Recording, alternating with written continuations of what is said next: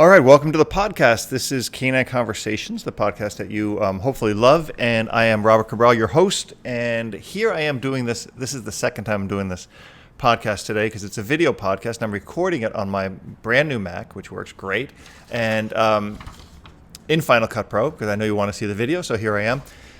Problem was, everything crashed. I was at 34 minutes on this last time, and everything crashed. It just shut down. I couldn't recover it, nothing. So here I am doing it again, and I hope I can be as amazingly wonderful and energetic as I was on the original podcast.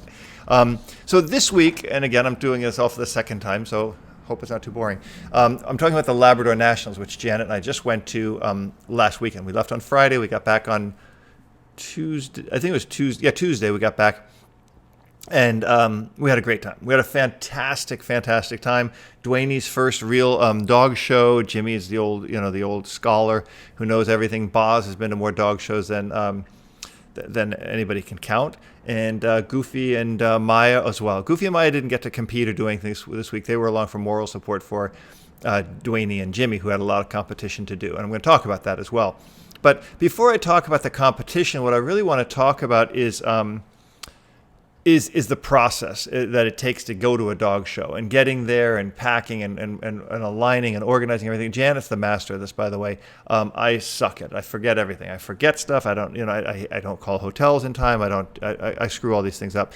So thank God I got Janet. I hope every guy in the world or every woman in the world can get a partner like Janet who can take care of these things. Amazing stuff. So we took two cars. We're gonna get a van at some point, but we packed up both cars, two big SUVs, chock full of dogs and treats and toys and food and water and training equipment and I mean God knows what. We have everything with us when we go. So and crates, by the way, crates. So we travel. Our dogs are always in crates. They're always safe on the road. And when we're in a hotel, we don't put all the dogs in crates in a hotel. They get to sleep on the beds, but we do put the dogs in, like Duane gets to go in a crate and Boz goes in a crate because we just don't want him, destroying things. And Boz, he just gets lost. He's 16 years old and he's blind and deaf. So we do that for his safety.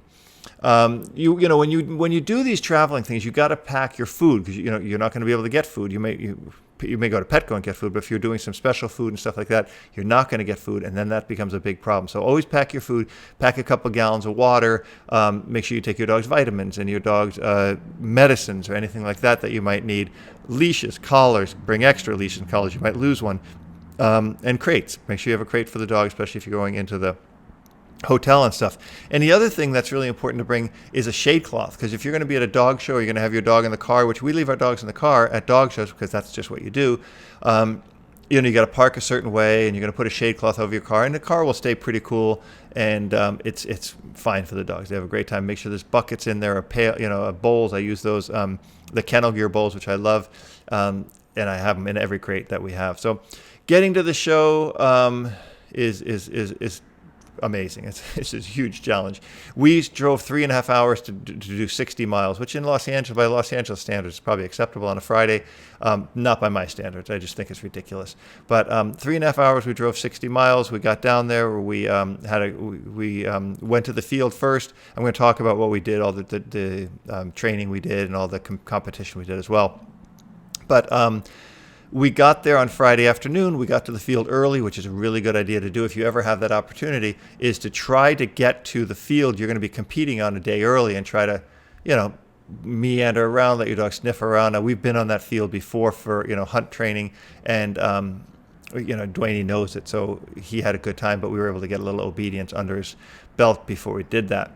So when we got to the actual trial, I should say, on Saturday, we knew where we were going to be. We got there early. We set the cars up. We put the water in the crates.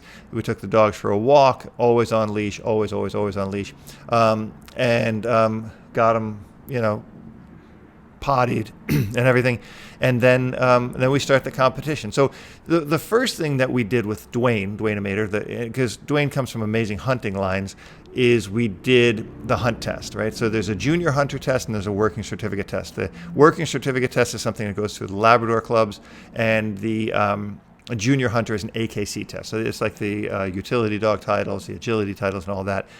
It's something that's put on by the AKC, and you need 4 You need to pass it 4 times to get the certificate. With the other things in AKC, you have to pass it 3 times. Now, I hope I'm right on that. I'm a total novice in the hunting thing, but they want the dog to repeat it several times. Where in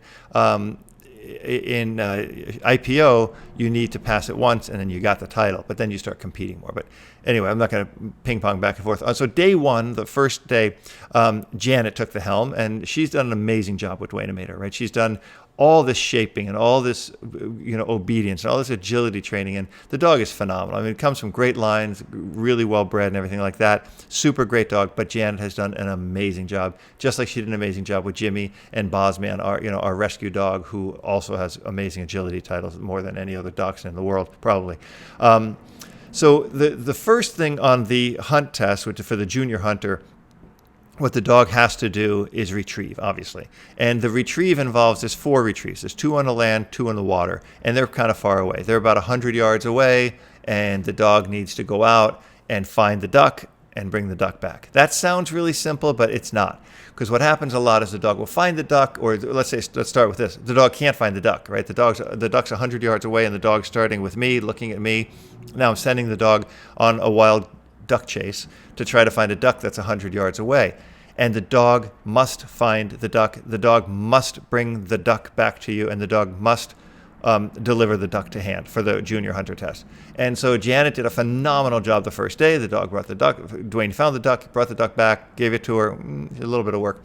And then she went on to the second one. Same thing. Dog did great. Janet did great. Third one was in the water. It got a little trickier. Duane, he's a nut for the water. He's a water mater and loves to be in the water. And then it kind of fell apart on the fourth one. I think she should have still gotten it because she did get the duck, but it wasn't as clean as it should have been or as it could have been. So Duane didn't pass that first day thing. And Janet, like I said, she hasn't really dealt with super high drive dogs. So for the amount of work she's done with him, which is immense, she wanted me to handle him because she knew that I could kind of control him a little bit better in his drives. And that's something where, positive only training. Now, Janet's not a positive only trainer. She does understand the need for correction and stuff, but she has a harder time with it, which some people do. Some men, some women. It's not a sexual thing, right? But when you need to shut the dog down or get the dog to focus back to you, and you need to go, hey, pay attention to me, do this, do that, stop acting crazy, that's harder for some people to do. It's not hard for me to do. I deal with dominant dogs and really high drive dogs a lot, so it's something I'm pretty familiar with. So I took the helm on the second day, and I'll tell you right now, it's not as easy as it looks, right? These master hunters make it look easy. The dog goes out, the dog gets the bird, the dog comes back, the dog sits next to you, the dog gives you the bird, and he goes on to this next thing. It's insane how easy they make it look. But then again, anybody who's a master makes things look really, really good. So on the second day, we did the land retrieves, and I saw dogs going 100 yards past the target, and some dogs never got back. So some dogs, they didn't never come back, but they never got to the bird. They never did the retrieve.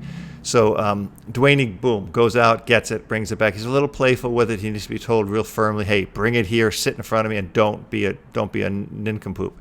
And then he does it. So he did his first 2 land retrieves decently. Then we went to the water, and he did his first one, okay, and he did his fourth one. So we got the first leg of the junior hunter title, and we need 3 more. I think it's 3 more. I'm pretty sure it's 4. It was super fun. It's super, super fun. If it didn't involve dead ducks, I would be doing it every day, but I have a little aversion to that. So on day 2 of the hunt test, that was day 2. So he got that. And also on day 2 is what I'm trying to say is we did what was called a working certificate, which is, again, through the Labrador Retriever Club. And on that, the dog doesn't really have to bring the bird back to the hand. He can just bring it over the line and drop it, which is fine. But sometimes the dog still wants to kind of like meander and play around with the bird. So, and this is where you see when dogs are bred for something that they're bred for. The drive that you see this dog going out and charging towards the bird and getting it and bringing it back is insane. Now there you get into obedience. You want the dog to bring it straight back to you. Deliver it to hand, you want to be calm. But you'll see that a dog like a Mastiff or a Shepherd or something like that is incapable of doing that without an immense amount of work because I know Goofy or Maya would probably run out and get the duck and eat it and then bring back, like a toothpick and tell you how good it was.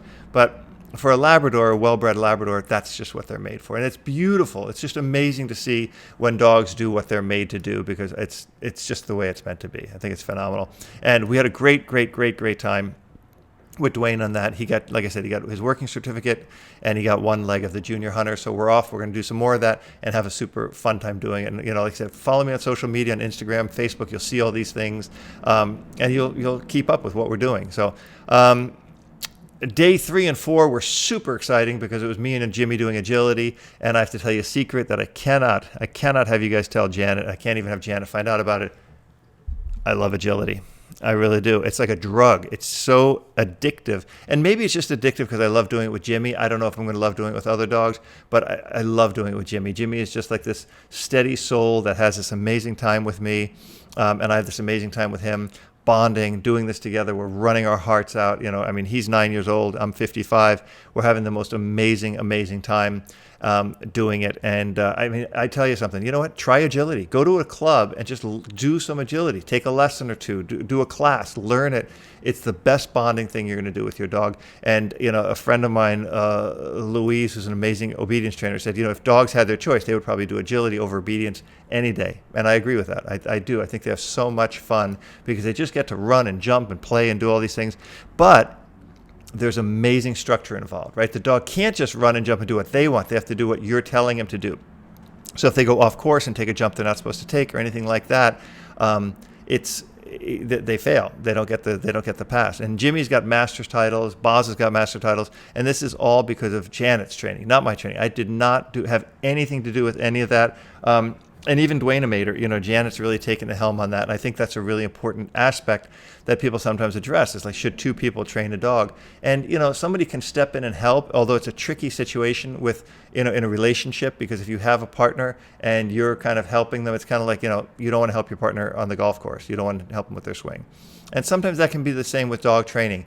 But, if you have a really solid relationship, bond and a good communication like Janet and I do, we help each other. She's helped me on stuff, points out stuff. I help her on stuff, point out stuff, and so it works.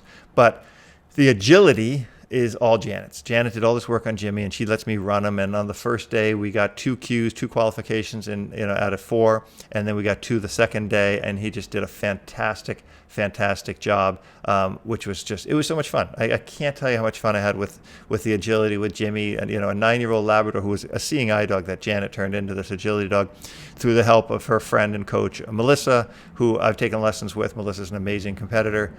Janet's a great trainer, great competitor too. So we had the greatest time. We just had the greatest. I had the greatest time. I didn't eat well. I didn't go to the gym, but we had a great time. And I can't wait to do it again. We got some obedience shows coming up. I want more agility. I love the agility. I pray Janet's not listening because I keep telling her, okay, I'll do it for you. But I love it. It's great. It's like a drug. So anyway, what I love about dog shows is, first of all, anybody can go to a dog show. And you guys really should, just at some point, don't bring your dog. Just go to a dog show. Just check out the amazing amount of dog lovers that you'll see, right? If you ever saw the movie Best in Show, that's kind of what you're going to be looking at. Some of these people are nuts. Some of them are really crazy. But you'll have a great time. You'll have the best time, and you'll meet other people who love their dogs. And, if you've got a purebred dog, you'll kind of latch onto that breed. If you got a mutt, you'll latch onto some of the mutts that are there. If you go to an obedience show, there's always a bunch of mutts there that get to run and get to compete with all the otother dogs. The AKC has done that. I think it's a really good move for them to do. So, get out there, go to a dog show, check it out, learn about other dogs, learn about activities, because there's so many things you can do with your dogs. You can do barn hunts, agility, you can do obedience, you can do tracking, you can do dock diving, you can do hunt tests. There's a million different things you can do. Check it out. I think the AKC in that capacity has done some pretty amazing things for dog lovers to help you with that. So I just love when people get together and, you see all these dogs and you see this, and, what I have said over and over is at dog shows is generally hardly ever any aggression, right? And I've seen everything from mastiffs, pit bulls, corsos, borbals, labs, shepherds, poodles, dachshunds, everything. I haven't seen aggression because these people do keep their dogs in check. And that's something we should opt for with our dogs. We should be there to really give our dog the structure they need. And these dogs have a job to do. And when dogs have a job to do, they're generally more confident, right? If you have a dog that's less confident, give them a job to do. Have them do something. Teach them obedience. Teach them agility. Teach them to use their nose games, nose work. Those are all great things for dogs to learn because it makes them better dogs. It gives them a function in their life. Dogs are working animals. They have to work to eat. They have to work in the wild. So if you can give them that job and you can give them that function in life, they're going to be much more stable dogs. And I'll tell you, there was people there from as far away as Alaska, and I'm sure, tons of other states, because this was the Labrador National Show that was put on by the Labrador Retriever Club of Southern California. They hosted it. I guess they put it on. And they did a fantastic job. They did an amazing, amazing, amazing job. The agility was amazing. The conformation was amazing. The hunt test was amazing. Everything was just really, really, really well done. So thanks to all of you guys who welcomed us and who gave us the hospitality. We had a great time. We'll be back next year for sure if it's in Southern California. We may not make it if it's too far away. But they had this one thing, the celebration of these dogs, these agility dogs that were like, starting to retiring 9 years old, 10 years old, or whatever.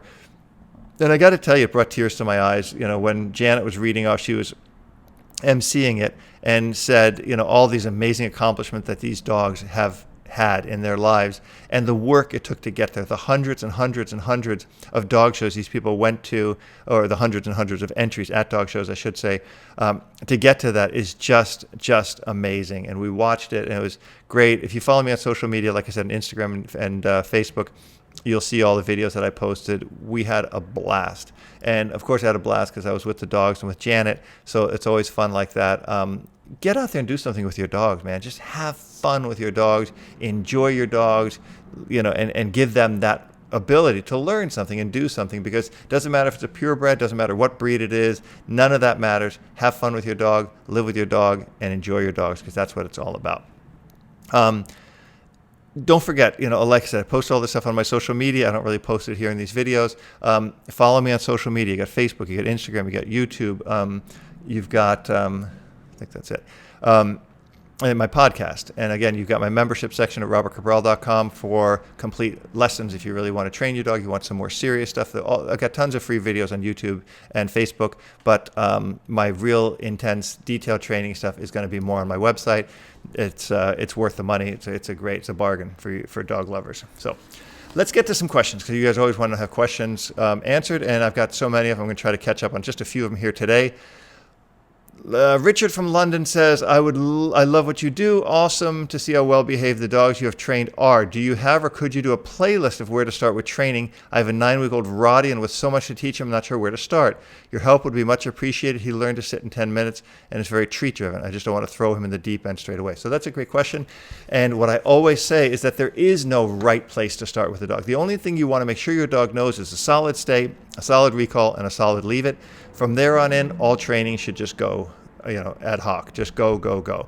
And I like to teach the dog, the 3 positions, the stand to down, stand to down, stand to down, and then I put the sit in. I don't do the sit first, my personal thing, but from the 3 positions, you got to recall, everything else.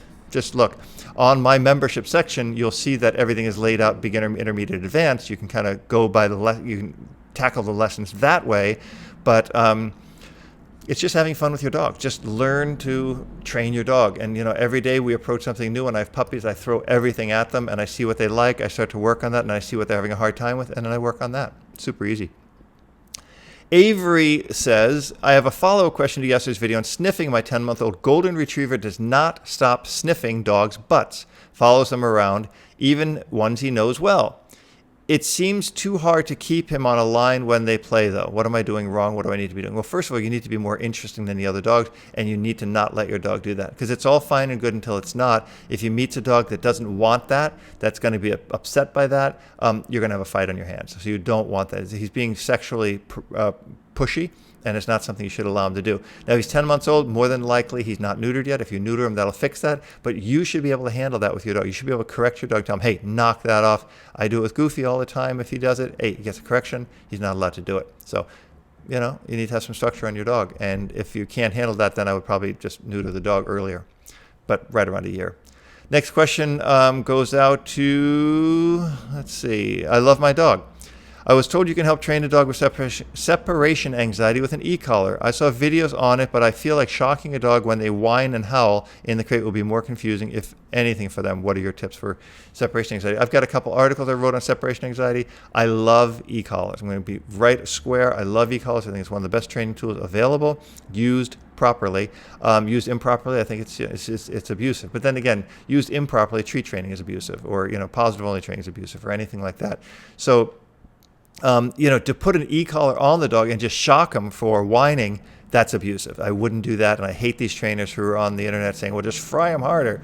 Well, those people are idiots, right? They have no knowledge. They've never done anything with a dog productive. They've only fried dogs and taken their drives away. So if you're going to use an e-collar for it, teach the dog a skill. Use some, first thing I would do with a dog with separation anxiety, I would teach them a skill and make sure they know something. They have some fun. They get out. They have some structure, and then put corrections on the dog. But don't start with an e-collar. You're absolutely right. I wouldn't do it. Not for the situation.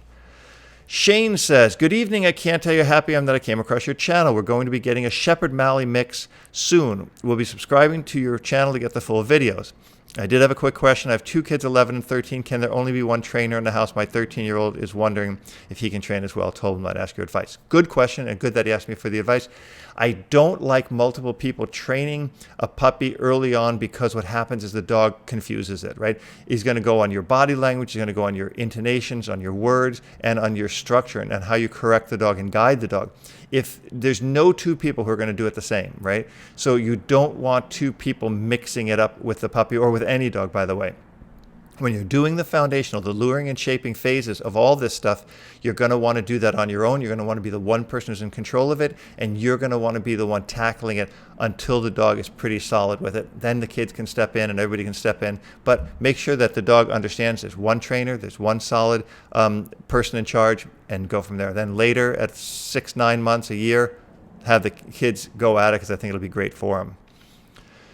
George says, hi, thanks for the great video. I have a question. How difficult is it to train a Belgian Shepherd if he's already a year and a half old? So I don't know what kind of Belgian Shepherd it is, but I would say to you that any Shepherd, because Shepherds are really people-oriented, will train very well still at a year. Just use some luring and shaping, get the dog to focus on you. Once you get that, use some structure, some balanced training. But I'll tell you what, why don't you do this? You tell me how easy it is to train a 1.5-year-old dog. Do it. Just do it. Just tackle it. It's going to be fine. Stelky39 says, when teaching my dog to stay, should I use a word like stay, or should I let him know that sit automatically means that he needs to stay? Excellent question. The dog should understand that, in other words, the dog can't sit and walk to you at the same time. So sit means sit until you're released. Stay down means down until you're released. But when you're teaching pet dogs that might have a lower capacity to learn, or lower drives and stuff like that, you might need to add the word in. And if you have to add the word in, it's not a big deal. But make sure you go sit, stay, wait, sit, wait, or stay, or whatever word you want to use, and make sure the dog understands that they must wait. Don't keep repeating it. That's my pet peeve, is you got to keep repeating it. Stay, stay, stay, stay, stay. And then you don't say stay one time, and the dog just flips out and gets out of position. So don't let that happen. Be sure to put structure on the dog and teach him fairly. Teach him slowly. Next one goes out to Alpine, 160. Hi, Robert. Hope you can help. We live in the UK and have a 14-month-old border collie. She's very clever, easily taught new tricks. Unlike most collies, she has no obsessions, balls, etc. Very obedient indoors, and when I'm on my own with her outdoors. The problem is she's obsessed with other dogs. Zero aggression, just wants to run, roll, and play. As soon as she spots another dog, obsession kicks in, and she's off. If she's off lead at the time, she just takes off to meet the other dog, and her obedience and recall become non-existent. If she's on lead, she's just zoned 100% of the dog. What do you recommend? Well, first of all, I would make sure she's on a lead, right? I'd put her on a long line, and I would correct her back to me 100 times, right? Whatever it takes. And I'm going to tell you the reason why. It's not that she's not aggressive and everything's fine. It's the one time she runs up to the wrong dog who is aggressive, who's going to tear into her. Or it's the one time when she's going to run across the street to get to the other dog, and she's going to get hit by a car. These are all things I want you to think about. So when I say about, that you should correct your dog, you need to correct the dog. The dog is not allowed to willy-nilly run up to other dogs. It's going to be a bad thing. It's going to be something you should fix, and it's going to be something I would fix right away. I would not wait on this. I would not wait. I would start right away, use a long line, let the dog get to the end of the leash, boom, correct the dog back. I know you can't use e-collars in the UK, so I would really just focus on, are you from the UK? I don't know. Somebody else was from the UK. Maybe you're not. But you don't want to overshock the dog. You want to make sure the dog is more interested in you than the other dog. So make sure you're engaging, you're fun, you're rewarding, but that you also have a consequence. For the dog not listening to you, there's a consequence. They don't listen to you, they get corrected, and that's critical. That the dog doesn't listen to you, that the dog gets corrected, and then when the dog is fine with you, you can ask the other people, hey, is your dog okay? Then let them meet. Keeps play sessions short. You need to be more entertaining, more interesting to your dog, and I think that will probably help you quite a bit. So I'm going to cut it there because, like I said, this is the second time I've done this podcast today. For some reason, my computer crashed. I don't know why. I really don't. I hope it doesn't crash again when I start to save this because I'll be really frustrated. But thanks for tuning in. Thanks for being here. Thanks for those of you who are members of the site, those of you who support my work on YouTube, Facebook, Instagram, and everything like that. Check everything out. Enjoy it. Tell your friends, love your dog. Do something with your dog today. Go take the dog for a walk. Teach him to sit. Teach him to shake paws. Teach him something. Have fun with him. Give your dog the best life possible. And thanks for tuning in. See you next week.